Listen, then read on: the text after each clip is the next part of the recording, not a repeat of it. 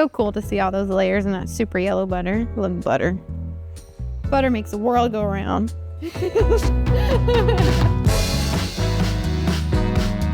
Hi, I'm Jessie. I'm the owner and baker from Jessie Mo's Baking Co. And today we are going to make sourdough croissants. First thing we have to do is feed our starter or make a levain. So we start by weighing everything out. So I take a little bit from my mother starter, 45 grams. So I'm gonna pour about 100 grams of water into my starter jar. And then I am going to mix it up so it's milky and easier to combine with the flour. Okay, that's good. And then I will tare my scale and then measure in 100 grams of flour. Always spilling some. That's okay. That's what towels are for. Okay, 100 grams. Mixy, mixy. Mixy business. You're always looking for a real thick consistency. That's why using a scale is so great, because you want a true even amount of flour and water. And this feeding ratio right now was a 1-2-2. So that means I had 1 part starter and 2 parts each of flour and water. And so I'll let this go overnight usually. And then in the morning, we get to mix up our dough, make some croissants. So you just want to really get all those flour clumps in there to make sure it's all evenly distributed and all those bacteria get food. And then just scrape down the jar, make it as clean as you can. Okay, and then we'll cover it, and in the morning we'll make some dough. All right, here we are on day 2 of our sourdough croissants, and we have everything we need. We have our flour, our milk, sugar, butter, and our sourdough starter. It is ripe and ready to go. You can see all the bubbles. It's risen and just started to fall just a little bit. And so we are going to first put our milk into the mixing bowl. So you want to start with your liquids so they're easier to incorporate.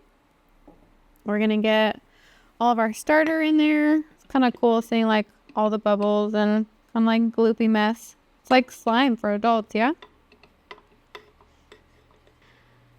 Okay, that's all in there. Move that to the side. Keep a clean workstation. Go for our sugar. And our flour.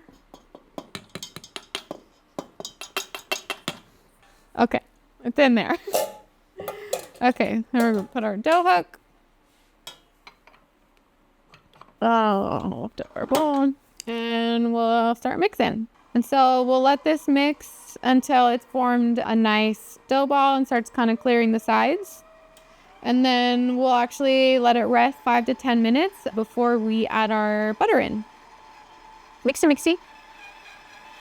Okay, so it's all come together. It's kind of cleaning the sides of the bowl. So I'm going to shut it off. We're going to let it relax for about 5 to 10 minutes. And then we will add our butter. Okay, so our dough has been resting for about 10 minutes. So now we're going to add the butter. We're just going to go 1 cube at a time.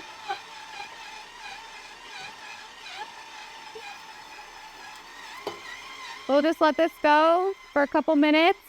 We're just kind of looking for a nice smooth surface for the gluten to have some strength to it. I like when it cleans the sides of the bowl. It's really nice because it makes my cleanup easier.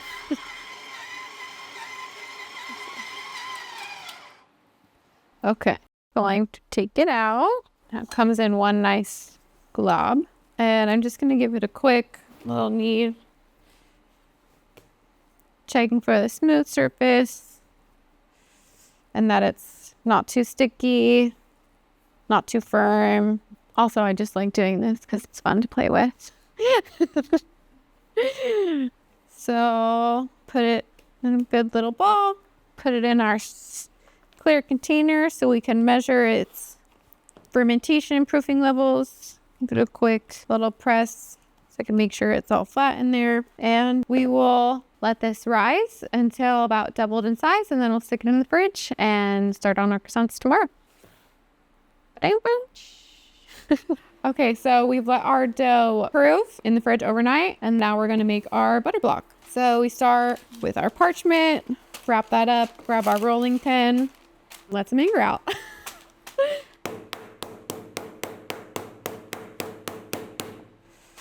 Or if your kid is sleeping like mine usually is, you just kind of really press down on it so you don't wake her up.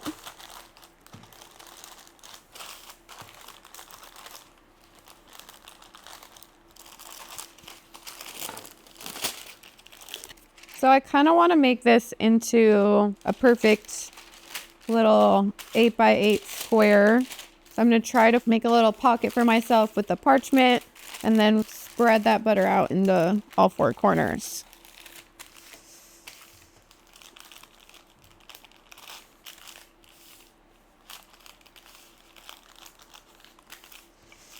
It gets easier as it gets thinner, but since it's so cold, it's a little difficult.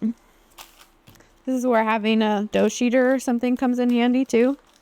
I have a Broad and Taylor that makes my life pretty easy. I really like it. It's just manual, and I just found a little empty spot in my cabinet and put that in there and take it out when I make croissants. But you don't have to have one, obviously. You can totally do this without it. But if you're making them for a business or something, or if you're just making them a lot, then a sheeter is gonna help your life a lot. So to make sourdough croissants properly and well, it really is a true 3 to 4 day process, and timing and temperature is like just everything.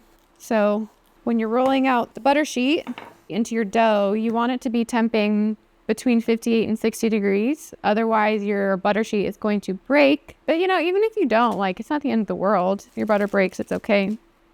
They're still going to taste good. But yeah, so what we're looking for here is that it's bendable without breaking and like a 58 to 60 degree temperature. So we have a little ways to go, 52. So we'll wrap that back up, stick it over to the side. Now we can take our fully proofed croissant dough that was refrigerated overnight. You can see all the bubbles, all the webbing, all throughout a nice dome top. Just gonna sprinkle some flour and take it out.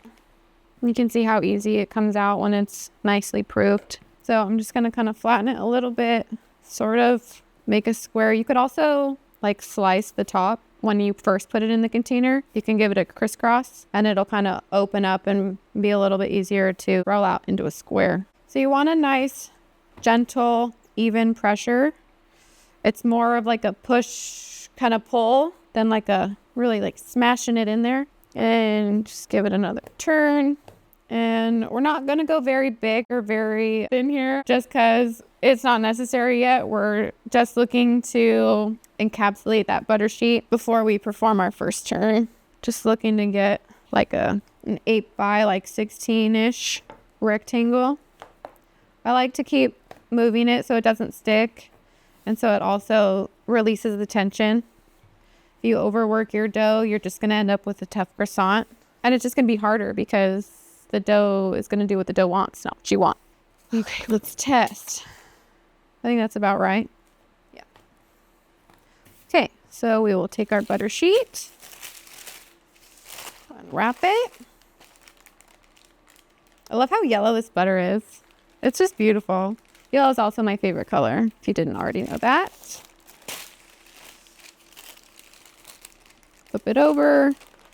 So I love this butter because the only ingredient on it is cream. The butter makes such a difference in the end result, pretty much of everything, but croissants especially because it's dough, butter, dough, butter, dough, butter, dough, butter. You eat a croissant, you're eating butter. So it has to be good. It has to be quality. Has to taste good. So we're just going to wrap this bad boy up, fold in all the sides, encapsulate it, and you need to let it rest for a little bit to kind of let it come to temperature a little bit so the butter sheet doesn't break. and give the gluten a chance to relax, because if I tried to roll it out right now, after just having rolled it out, it wouldn't really want to go. It would just kind of spring back and tear maybe. So we're looking for both the dough and the butter sheet to be between 58 and 60 degrees. So we're at 50, so we got a little ways to go. That's okay, because good things take time. Good morning. It is the next day. Our dough and our butter sheet have been in the fridge overnight, and now we're going to take them out and let them come to about 58 to 60 degrees before we perform our first turn. Okay, so we're back. We let the dough rest. It has come to about 60 degrees, so now we can roll it out and perform our first turn. So I'm just going to gently flour, make sure it's not already stuck to my surface, give myself a little space, and it's just a gentle pressure. We don't want to break our butter. We don't want to separate anything. Just nice and gentle, back and forth. You know, I love to bake because sometimes it can be really mindless, and like when I'm shaping sourdough, and then sometimes it can be a challenge, which I love, like croissants. It's such a long process, and you know, it takes a lot of fine tuning and mistakes to get it right. And I think that's what makes it fun and challenging. And it's really cool to say, hey, I did that. So we're just looking to get it about 20 inches in length, 8 to 10 inches in height. Just releasing the tension, making sure it's going to come back on itself and not stick to the surface. It's not going to be perfect. That's okay. If you had a sheeter, it might be, but hand rolling is just as nice. Okay, so now that we have our big old rectangle, we get to perform our first turn. So we're going to fold it in thirds like a letter. So we're just going to go like this. I'm going to flatten it down a bit, fold the other half right on top, and that's your first turn. So we're going to cover this, stick it in the fridge for about 30 minutes, and after that we'll take it back out and do our second one. All right, we let the dough rest in the fridge, and now we are going to unwrap and perform our second turn. And again, we're just going to do even pressure throughout, not really pushing super hard to break the butter, just enough pressure to where it wants to move, and we can give it a nice fold. It's kind of cool. You could start to see like the butter coming through, all that, the yellow of the butter. Release some tension, give it a little turn.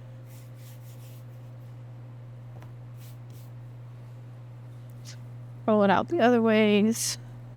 So this time we're going to go a little bit thinner, developing those layers. We don't want it real thick at the end, so it'll be that much harder to roll out. Pick it up again. The less you work with the dough, kind of the better. You don't want it to like spring back on you. If it spring backs on you, that's when you know that you're doing a little too much. And the dough will tell you. You gotta listen to the dough. Just like grandma. Grandma knows everything. She'll tell you. I love my grandma. She's the best. We are ready to fold this again. So we're still doing a letter. Go to press it down. Fold it on again. I like to cut it so it's easier to roll for the next turn. So just slice it right down the center. And then you can start to see like the layers developing here, which is a pretty cool sight. A little slice Rooney. You check your work. Okay, now we'll wrap it back up, stick it in the fridge for one more turn. Okay. We're back. Okay, so we've let the dough rest for about another 30 minutes. So we're going to unwrap again and perform our third and final turn. So flour, dusty dust, and flip.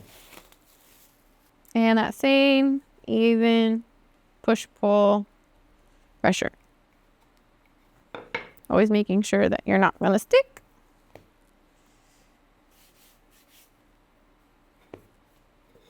And now you can really start to see like how the yellow of the butter is coming through. And we're going to have the croissant. We're going to go to France. I think that's my favorite line. Oh, we're going to go to France. Turny turn.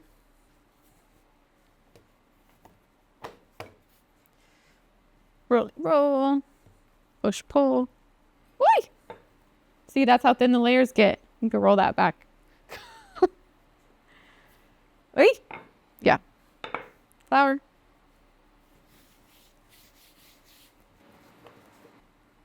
Okay.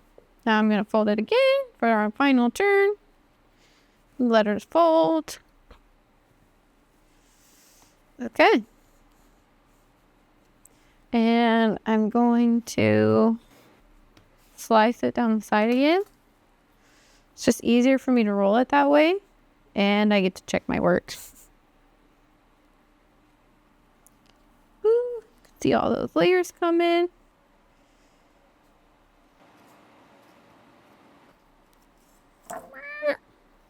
Not bad. Not bad, not bad. Okay, we're going to wrap it up and let it rest in the fridge for maybe an hour or two. But usually I will do all my turns in the morning, leave it in the fridge all day, and then shape after my daughter goes to bed at like 7. Okay, we are back to roll out and shape our croissant dough. Unwrap this little beautiful dough baby. And you can see how it's pliable. It's ready. Flour. Flipperoonie. So we're going to go thin this time because it's our final one. And we want to get a nice small layers and make about 10 to 12 croissants out of here. Nice even pressure. Make sure I'm not going to stick. This part actually takes kind of a while getting the shape right. It's like marbling. All the yellow coming through. Just always making sure it's not sticking. Trying to make it as even as possible so I don't have that much waste. Even though it's not waste, it'll go for a snack in my tummy. Or my daughter's. We are about good. Just measure usually about 20 inches across. Yeah, we're good. So now we're going to measure 4 inches from the edge. Make a little mark every 4 inches.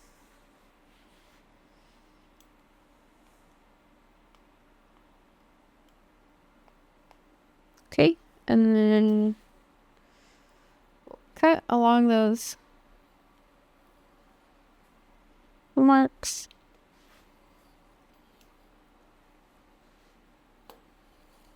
This little bit will be for snackies. And we will make a diagonal cut from edge to edge to make our triangles.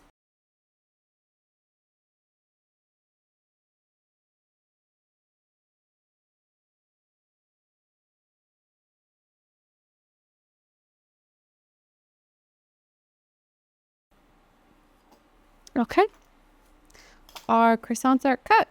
So what we're going to do, take them out, give the end a little bit of a stretch. You can cut this here a little, give you a wider base, and then just carefully roll them on up.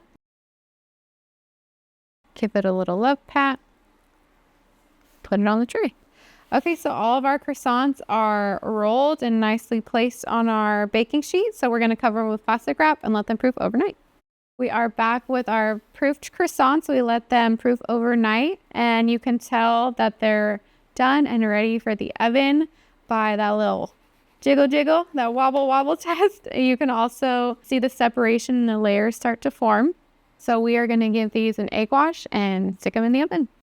So you want to be pretty gentle with the egg wash. You just want to get the tops of each side of the roll because you want to show off your layers. And so coloration is going to be different where the egg wash is.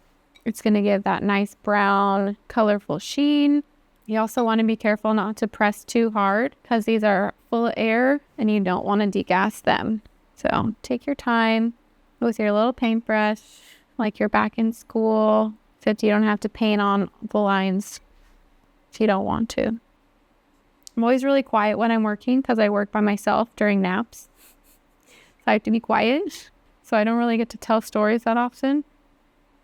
I think sourdough croissants are kind of rare because they do take so long.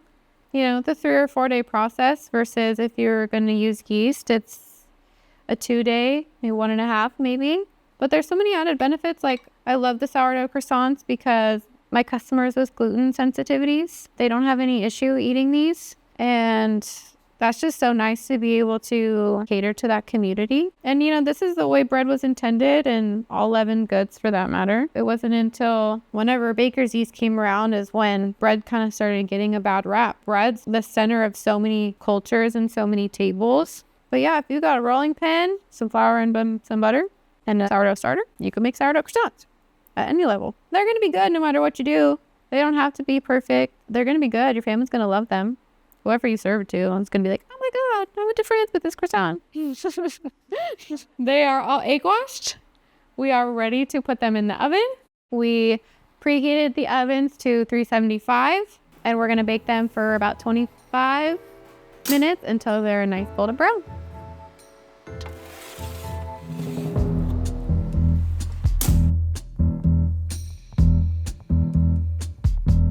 Okay, it's been about 30 minutes and our croissants are ready to come out of the oven.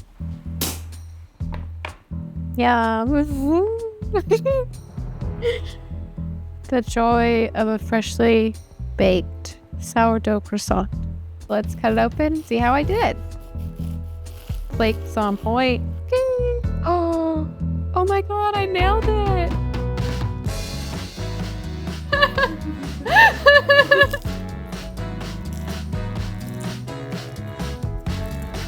Croissants should be a mess.